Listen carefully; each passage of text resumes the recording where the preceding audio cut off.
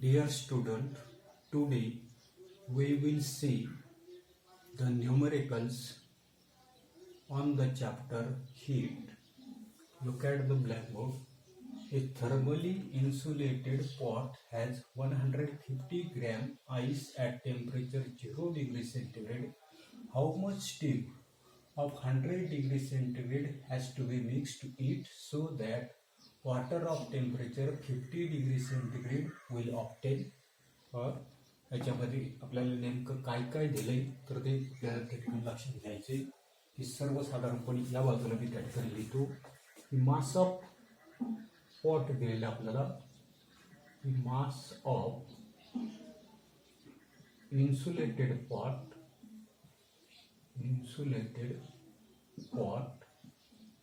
आपण M1 ने म्हणू 150 ग्रॅम त्या ठिकाणी आपल्याला दिलेले काय दिलेले की मास ऑफ इन्सुलेटेड पॉट.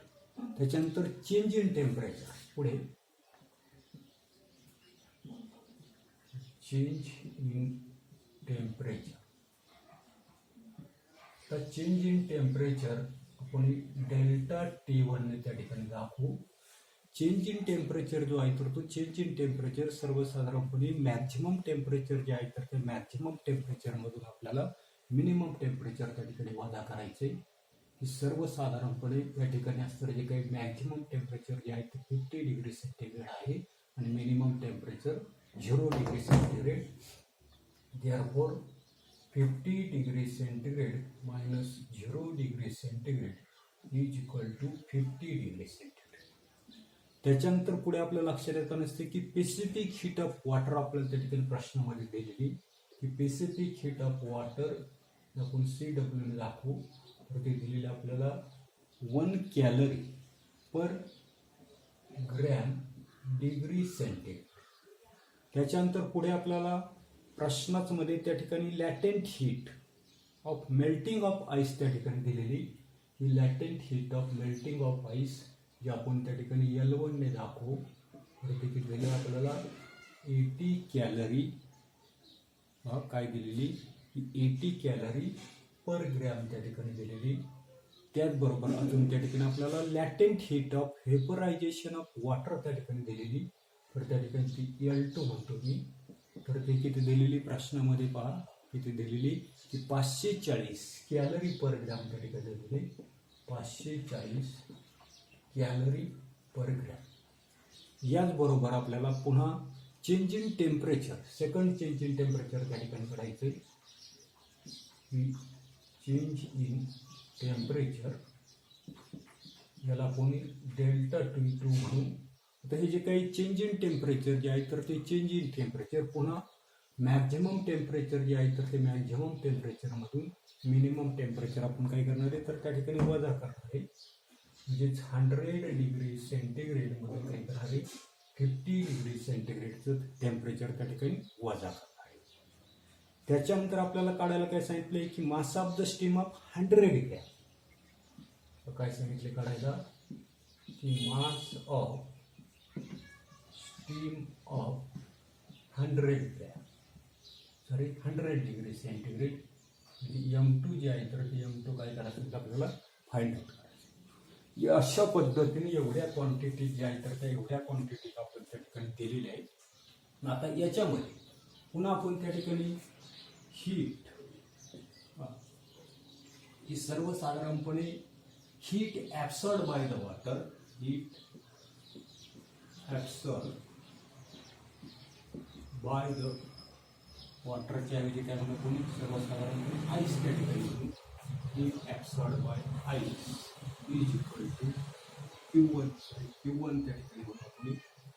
आपल्याला माहिती आहे की heat absorb by the ice कशी काढतो आपण mass into latent heat that is M1 L1 या फॉर्म्युल्याने त्या ठिकाणी काढू. तोच आपल्याला त्या ठिकाणी काय आता नसते M1 किती दिलेलं आहे सर्वसाधारणपणे mass of the insulated pot ज्याच्यामध्ये त्या ठिकाणी बर्फ जे आहे तर ते बर्फ त्या ठिकाणी ठेवलेला आहे तर त्या ठिकाणी आपल्याला 150 आणि लॅटेंट हीट ऑफ आईस आपल्याला दिलेली इथे दिलेली लॅटेंट हीट ऑफ आईस तर त्या ठिकाणी किती दिलेली 80 त्या ठिकाणी दिली. हाच गुणाकार त्या ठिकाणी केला, 15 किती झाले 120 आणि हे 2 म्हणजे त्या ठिकाणी किती झाले सर्वसाधारणपणे 12,000 कॅलरी त्या ठिकाणी. अशाच पद्धतीने आपण हीट ॲब्सॉर्ब बाय वॉटर त्या ठिकाणी काढू. पुढे ही heat absorb by the water. ही heat absorb by the water आपल्याला काढायची, पण कधी formed on melting of ice. Formed on melting of ice. Q2 ने आपण दाखवू.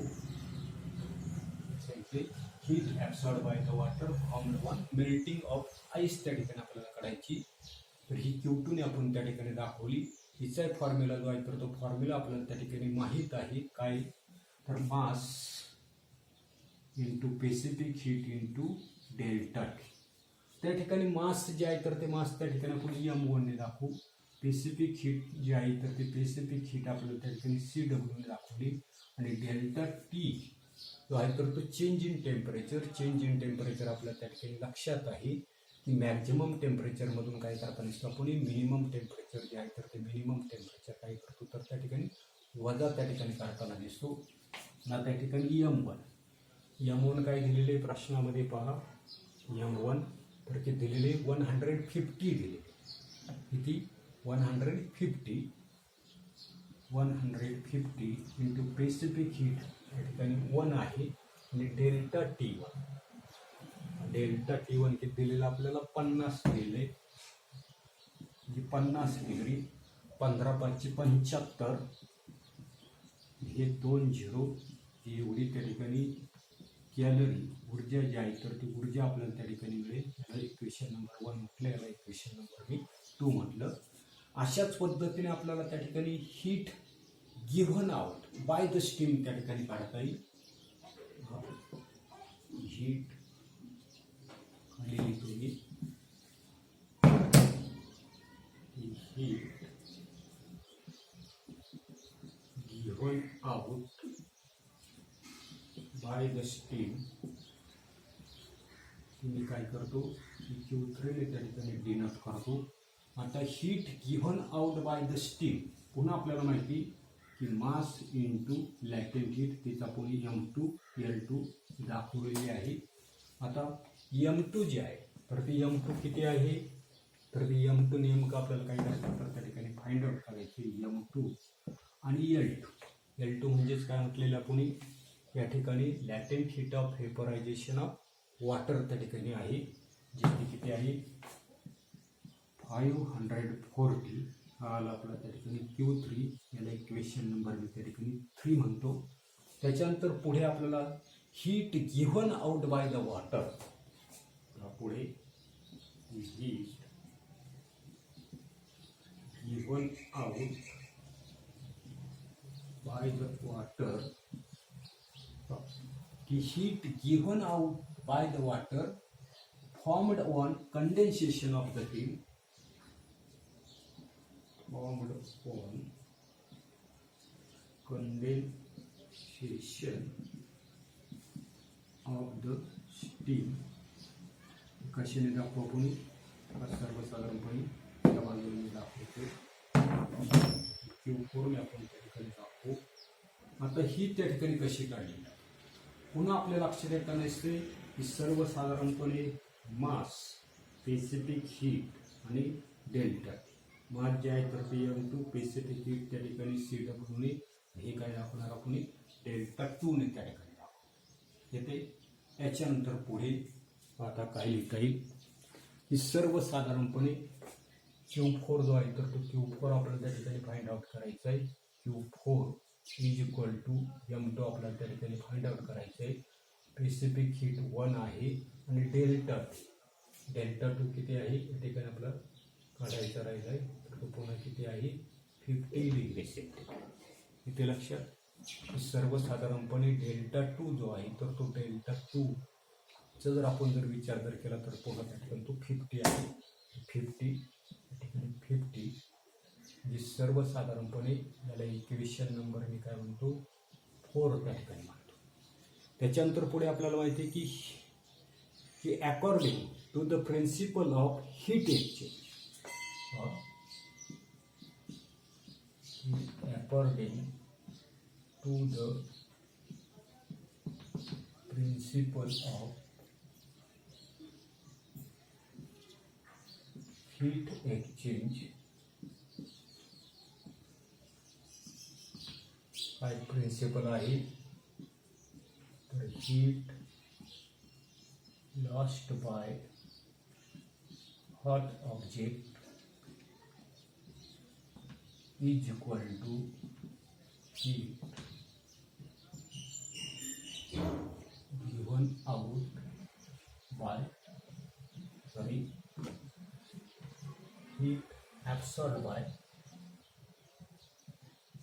heat absorbed by cold object. या ठिकाणी आता हीट ॲब्सॉर्ब जे आहे तर ती या ठिकाणी हीट असणारे काही इक्वेशन जे आहे तर ते इक्वेशन 3चा आपल्याला त्या ठिकाणी विचार करायचा आहे. सर्वसाधारणपणे अशा पद्धतीने आपण त्या ठिकाणी लिहिलेले, म्हणजे सर्वसाधारणपणे आपल्याला या ठिकाणी काय लिहिता येईल तर सर्वसाधारणपणे Q1 plus Q2 is equal to Q3 plus Q4. तर जे काही हीट ॲब्सॉर्ब जे आहे तर ते हीट ॲब्सॉर्बने त्या ठिकाणी या जे काही बाजू जे आहेत तर त्या उलट्या पालट्या झाल्या तरी चालेल. या ठिकाणी ॲब्सॉर्ब जे आहे तर ते आपण Q1 Q2 ने दाखवलेली, आणि सर्व हीट लॉस्ट जे आहे तर ते हीट लॉस्ट आपण Q3 Q4 ने त्या ठिकाणी दाखवलेली आहे. त्याच्या पुढे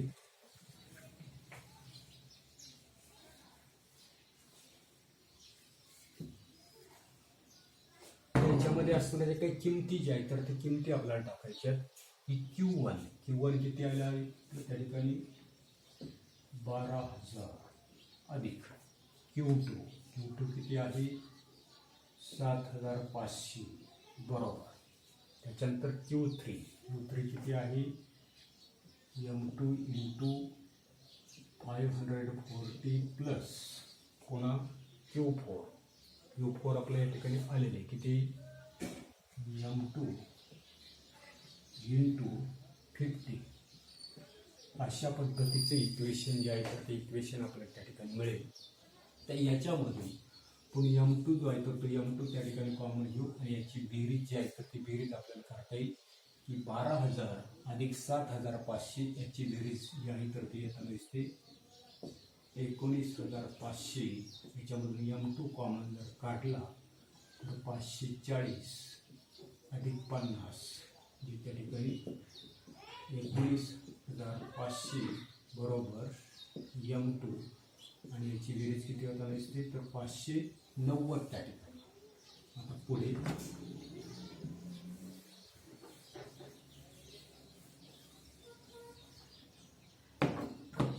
आता मी काय करतो 590 त्या ठिकाणी ट्रान्सफर करतो, म्हणजेच 19,500 भागिले 590 बरोबर M2. 0 गेले, म्हणजेच त्या ठिकाणी M2 बरोबर किती राहिले 1950 भागिले 59. त्याला भाग द्या 1950ला 59ने त्या ठिकाणी भाग द्यायचा आहे. भाग 3चा द्या. 59 गुणिले 3 आपण जर त्या ठिकाणी जर केले तर त्या ठिकाणी 177 आता नसतात. 195 मधून ते गेले 177 गेले तर त्या ठिकाणी 18 राहिले, आणि यातला 0. पुन्हा काय करा की सर्वसाधारणपणे पुन्हा 3चा त्या ठिकाणी भाग द्या. 3चा भाग 59 गुणिले 3 केलं तर पुन्हा त्या ठिकाणी 180 मधून 177 गेले. आता किती राहिले 3. पुढे काही शिल्लक न राहिलं. 0 घेतला, काही भाग जात नाही म्हणून या ठिकाणी पुन्हा मी काय केलं 0 घेतलं, आणि पुन्हा या ठिकाणी 0 घेतला. तर 59 गुणिले 5 त्या ठिकाणी करा. 59 गुणिले 5 केलं तर त्या ठिकाणी राहिलं 295. रिमाइंडर त्या ठिकाणी 5 राहिली. या ठिकाणी भागाकार जो आहे तो किती दिसते 33.5 वाला M2. जी सर्वसाधारणपणे या ठिकाणी काय आले 33.05 आणि सांगते की gram of steel to be mix, जी सर्वसाधारणपणे 33.5 ग्रॅम असणार जी काही वाफ जी आहे तर ती वाफ काय करावी लागेल तर त्याच्यामध्ये मिक्स करावी लागेल. धन्यवाद.